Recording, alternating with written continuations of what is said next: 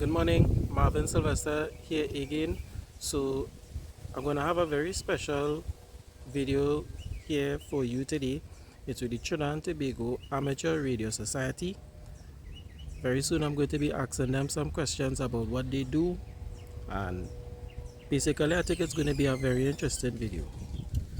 Alright, good morning gentlemen. Good morning. Alright, so first and foremost I will ask, could you first of all give us a summary about your organization, give us a bit of the background and current operations of the Trinidad and Tobago Amateur Radio Society. All right. Okay, well, actually, the Amateur Radio Society is probably about 75 years old. I think last year we were 75 years. And we participate in basically disaster communication. We are amateur radio operators, or ham radio as it's sometimes known as. And what we do is that to get an amateur radio license, you have to be certified by TAT now. So it's a legal entity. You are given a call sign. My code call sign is 9Y4DG. 9Y actually, or 9Z, is the prefix for international prefix for Trinidad.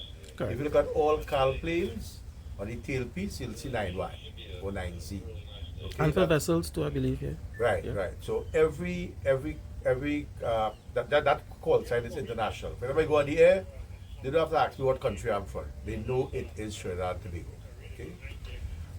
We involve ourselves with all different activities. Today we're doing what is called a POTA, really means parks on the air, Okay. where we activate national parks throughout Trinidad and Tobago. Set up a station. The whole idea is to test your emergency capabilities. So right now, if you notice, and we'll probably do some videos afterwards, we have solar panels and we're totally off-grid. So in the event of an emergency, we don't need to have power. So if the power goes, we could still transmit, Correct. get on the air. So that's basically what we do. And we try to get the members involved in various aspects of the hobby. Right. There's several. I mean, this hobby is very broad. We have antennas that do what's called HF. We can talk to people all over the world without using a repeater. Right. We also have VHF. We have our own satellites orbiting the Earth. We also actually have on board the space station, on board the International Space Station, there are amateur radio equipment there. And they make contact with students and with ham radio operators throughout the world. As a matter of fact, in 1993, I was teaching physics at Naparima College. Right. And I realized the space shuttle we having easy access to the space shuttle. So I had arranged some students to come to my home because of the equipment. The station had to be tracked, the satellite had to be tracked. And they actually made contact with the astronauts on board Sarex 58. As a matter of fact, just for information, it's on a particular website. If you go to wexl.online, it really spells out WeExcel Online. It's actually my website. I teach physics. On that, if you go to my page, there's a lot of articles that appeared in 1993 about those space shuttle contacts and so on. Okay. So anybody can feel free to go and check out that website and see some of the articles on us making contact with the space shuttle. Yeah. And what I'll definitely do is try to get that information and put it as a link Wonderful. in the Yeah, description yeah. for this video so that people could follow up on it for sure. Exactly. Yes. Right. So, is it possible that you could tell us a little bit about, as regards to the Radio Society, a bit about your qualifications or a little bit about yourselves individually and your backgrounds, your involvement in this? Sure. Okay, like I said, I'm Dev Gusain, I'm Y4DG. I taught physics at NAPS for several decades, almost 4. And I've been involved in ham radio since 1983. And like I said, it offers many facets of amateur radio. Right now, as a matter of fact, here I'm actually connecting to my radio station. I've got a station at home, not just this here. And here I'm operating remotely. Let me just tell it okay to long this contact. And we just made contact actually with a guy from the US. I'll tell you his call sign is Alpha Alpha 5 Hotel Hotel AA5HH. Okay, and we're using a digital mode of communication. Here making contact with him. I can actually switch to voice. So I actually try to get myself involved in all facets of amateur radio. Here you're probably hearing somebody uh, from the US using just a little wire antenna, just that little up there. Um, he is about 4,600, 48. Oh no. Oh, that's Quebec Alpha. Oh no. This one is in Tobago. And he is talking to KS5 4K. So we had 9 Zulu 4 Quebec Alpha, who is in Tobago, talking to a guy from the US. Okay. That's what's happening right now. So over to Atik. Hi, good day. My name is Glenn Mohammed. My call sign is 9 Zulu 3 Golf Kilo Mike. I recently got my license last year in August, so I'm new to the amateur radio hobby. I'm an IT technician, also I do electronic repairs. So far it has been a great experience for me. I've made a lot of new good friends on the radio, and looking forward to upgrading my ham license to general so I could do HF. And that's about it. Okay. Thank you very much, sir. Yeah. Pleasant good day. My name is Calmet Joseph. I'm 9 Yankee 4 Charlie Alpha Juliet 9Y4 CJ, and I've been an amateur radio operator since 1986. I've enjoyed the hobby, and before I became a ham operator or amateur radio operator, I was in the CB or citizen band aspect of things. And from that I gained some experience and some more knowledge. And as I get into amateur radio, I was able to, identify other areas that I could have, do lots of different communication. In amateur radio, the scope is very wide. We have lots of different modes and different frequencies that we operate on. And it has been a pleasure being an amateur radio operator. And I will encourage young people to get involved in this hobby. Thank you. And you, Morning sir? everyone. My name is Kerry. 9 Zulu 3 Alpha Charlie. Alpha Charlie meaning AC, air condition. Everybody know me as the air condition man. I recently got my license too, but I have been involved in CB since the 70s coming down. But I'm also an ex-member of the REAC in San Fernando. As I said, I recently got my license, and I'm looking forward to upgrading soon. So I am no stranger to this. I've been around a while into it. So that's my story right now. All right. Thank you very much, gentlemen. So let me just now probably ask a question about. So obviously there are certain legal requirements to get into this sector. Would you care to share what are some of those legal requirements, or what are some of the things that you have to do to become a member of the society? Yes. To be licensed, you must write the ARRL, and it's available on the internet. ARRL, it stands for the American Radio Relay League. They have 2 examinations. The first level is called the technician's level. You go online, search for the technician's level. It's a multiple choice exam. There are a pool of questions that are available, and you just study the questions, just like how we do our regulations. Study the question, go write the exam, and once you pass it, and then once you pass the technician's exam, you can now do the general exam. As a matter of fact, if you pass the general exam, if you write the technician general exam, if you write the technician exam and pass it, on the same day, they will allow you to write the general exam at no additional cost. Okay. And the examinations almost every day online. So you just go to the amateur ARRL.org, I think it is, and you will be able to get links to study for the technician exam and the general exam. And also the Amateur Radio Society has their own website, which is 9y4.tt. Anybody who wishes to get the license go to the amateur radio website, 9y4.tt, and you will register. Once you register, we will add you to an associate list where we will be able to chat directly with ham radio operators in Trinidad, giving you some additional information and guidance and so on. That website again is 9y4.tt. Right. And then from completing the exam Yeah. with the American Association, I'm assuming there are things you need to do here in That's Trinidad. right. Once you pass the exam, you will be given a US call sign. So it might start with K or N, I think it's probably a W. Once you're given an American call sign, you then take that slip into our Telecommunications Authority of Trinidad and Tobago, TAT, office in Barataria, and they will then issue you with your Trinidad amateur radio call sign. A Understood. very simple process. Understood. Understood. Right. So you mentioned earlier that this organization is one of its key objectives is to be able to provide communication in disaster times. To be able to do so off the grid and to establish communications to different facilities across Trinidad and Tobago. I'm assuming, well, you all are doing a test right now, That's right. Yeah. but has there ever been a situation where in an actual emergency you all have been Yeah. called upon to As a matter of fact, I would talk about two.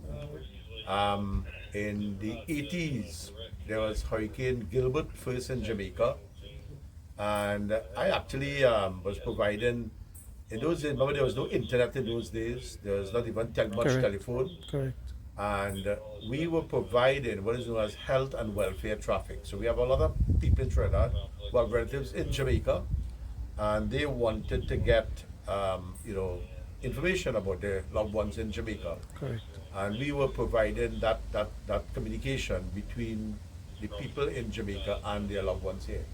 Then came Hurricane Hugo, back I think it was the early 90s. And I would distinctly remember, I was very active then for even Hurricane Hugo.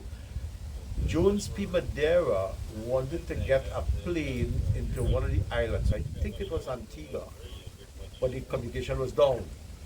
I had to liaise with the hams in Antigua to get them to tell them that a plane was going to fly from Trinidad into Antigua and get him, on the ground safely and that sort of stuff. So the hams, while we what we call the mainstay communication system was down, okay, with amateur radio. I mean, it's how easy it is to set up a station, right? It's a piece Right. of wire and whatnot. Correct. And recently, quite recently, I think it was 2017, when we had Maria. In fact, I was in a conference in the British Virgin Islands, and I left there this Sunday. I think Maria devastated the islands. I think it was Thursday, Wednesday or Thursday of that week. And a very good friend of mine who was there, Kaz, he was, giving us information. All the major communication systems were down, and he was the only source of information out of the BBI through piece of wire and using his hand radio equipment. Wow. Very impressive. I also had an experience in the 80s as well. I was traveling, going up to San Fernando from Point 14. And along the way, an ambulance taking a sick patient, and he was almost on his deathbed, taking him to the San Fernando hospital. The ambulance shut down. And I came up there and saw them in their distress. And I was also able to call another amateur radio operator who was in Siparia, and he was able to get on to another ambulance in Siparia and was able to send another ambulance to assist and rescue that person that was sick there. So it has been a pleasure over the years, doing there. Lots of incidents that I can recall as well, but the time is too short or limited to, mention all of them. Understood. But it has been a good help, especially in the days when we didn't have telephone, and now even though we have telephone, all different modes of communication, it is still a help, it's still a help to people all around this country, and sometimes we make contacts with people even in Tobago and other countries. So amateur radio is really here to stay. Understood. and I'm happy that it's here to stay. So, in in today's modern Trinidad and Tobago, I believe you all are providing a critical service. So, are you all affiliated with, or do you all interact regularly with other organizations? I'm assuming like probably the Office of Disaster Preparedness, Ministry of National Security, or any other organizations you all interact with, state-wise or Well, private? well, actually, we have access to personnel from there, okay? And we know, for example, if there's a situation, we know people who we need to pass on this information to and that sort of stuff. In the past, OEPM actually had repeaters on our amateur radio bands, but that has since been, the regional corporations now man those repeaters. Understood. They kind of take the shade off the ham radio operator, which we appreciate. Right. You know. All right. So, thank you for that info. So, what equipment are we looking at here today? You have a wide range of equipment. Could you just, Yes, sure, share with us what you have? Right, so we'll start with the power there, to the solar panel. Okay, so that solar panel is off the grid totally. We can probably take a shot at the front of it. Yeah.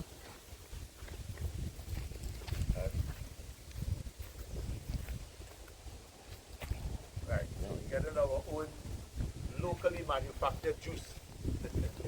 Nice. And that goes straight into this battery, battery here. And it is supplying power to this radio. Okay, this radio is on what is called the 20-meter band, 14.211 megahertz.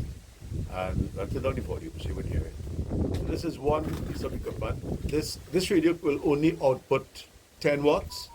So sometimes to make more effective communication, we have a linear amplifier there that's an amplifier. We'll up the power to about 100 watts. Okay. And here we have another radio, similar, both of them identical. This radio is presently on a digital voice mode of communication known as D-Star. Okay, so it's actually on D-Star right now, where it's picking up signals. This is radio through the internet. Okay, so that we have a modem there. Right, so right now they're doing a test worldwide. Okay, it's an HF voice testing net, where they actually amateur radio operators worldwide come in here to check their capability to make sure they can maintain contact with each other. And they do this periodically during the course of the weekend and so on. Understand. And we have various other pieces of equipment there to allow us to access those digital voice communications. Okay. These radios, these particular radios and actually are capable of also satellite communication. Right. So it's a very, very versatile piece of equipment. HF, VHF, UHF, satellite communication, you name it. Almost anything in ham radio, you can do it through these radios. And I remember something being mentioned about moon bouncing. Yeah. Moon bouncing. That's where we use the moon as a reflector. So the moon is there. Now, the thing about it, and to explain how that works, is this. If I take a mirror and put it in front of my face, I probably only see my nose. Right. The further I put that mirror away from me, is the more of my periphery I could see. So if you think of the moon, that could see the entire Earth.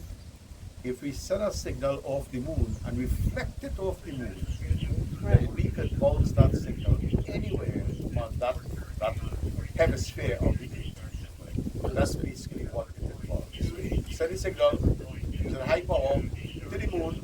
We try not to damage the moon in the process. Very good, very good. Yeah, I just want to say that we don't ever damage the moon. For the moon lovers among us. Right. So the moon is very safe.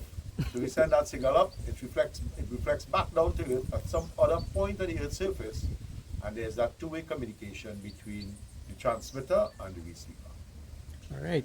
So on weekends this is done. Is this where you all usually do your testing from, or actually, this is different the sites? The first time we have actually activated this park, for this park's on the air activity. Okay, what we hope to do, what I realize is that not many of the parks are registered. So I'm working with the San Fernando Management Committee and the people at Forestry to give me an official listing of all the parks. And I will certainly send it up to the Parks and the Air people, the international organization, and try to get all our parks registered. So hams don't have to leave too far to get down to San Fernando or wherever to, to activate a park. Understood.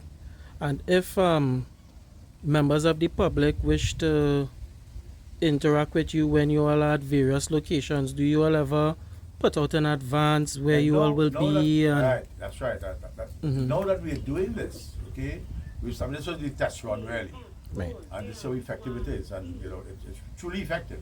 Right. So now that we've done this, we certainly put media bulletins out and check our website and Facebook pages and so on to alert the public that activities of this nature is on the road, on the Okay. schedule.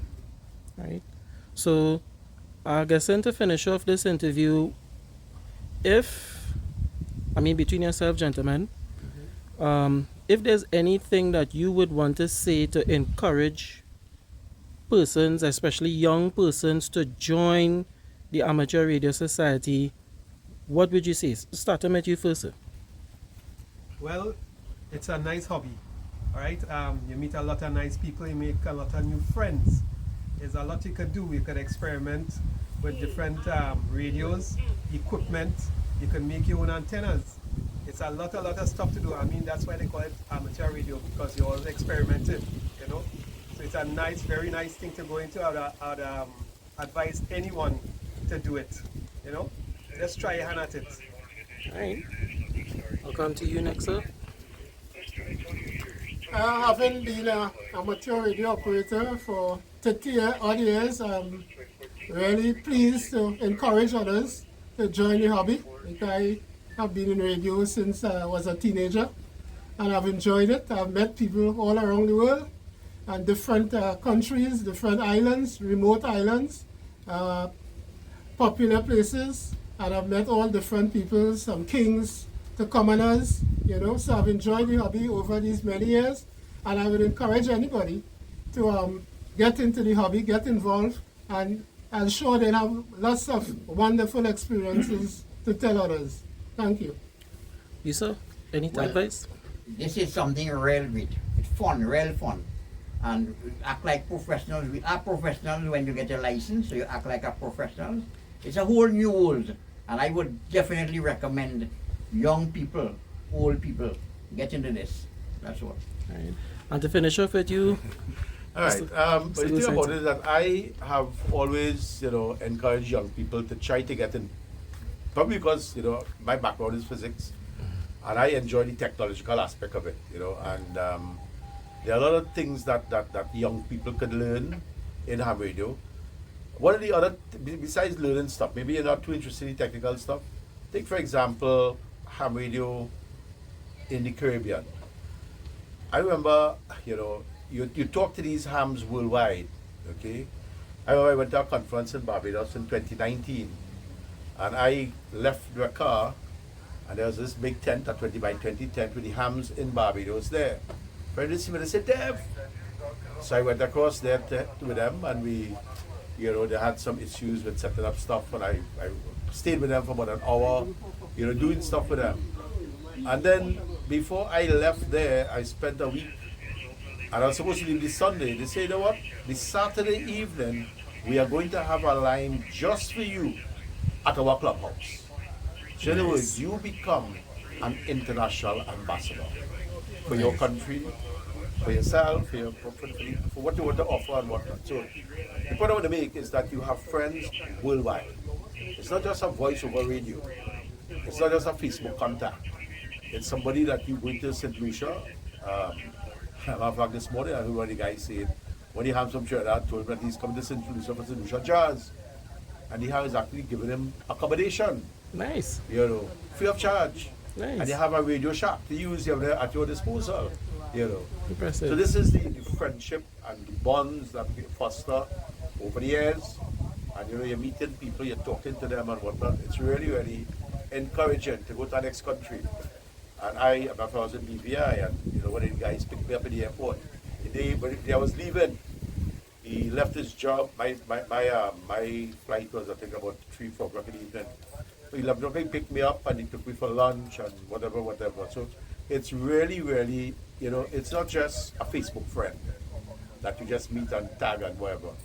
It's real heart-to-heart human friendships. There's a high level of camaraderie Correct. amongst persons within the That's the right. society Yes. across borders. Across borders, yes. Right.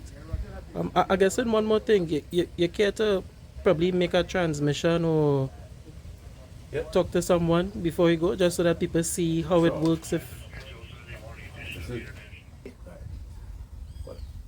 Go ahead. 9 Zulu 4 JDB portable, 9 Zulu 3 Golf Kilo Mike portable. 9Z3 GKF portable, 9Z4 JDB portable, go ahead.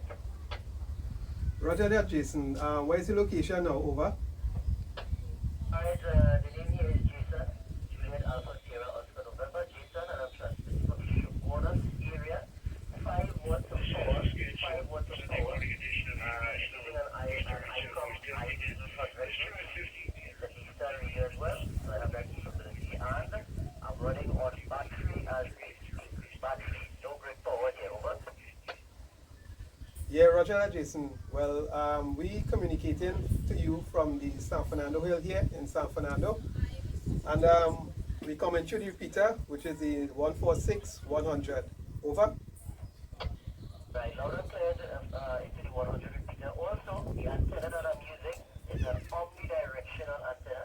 It's only 20 feet above the ground, so it's on a 20-foot pipe mast, and the antenna is approximately 10 feet in length.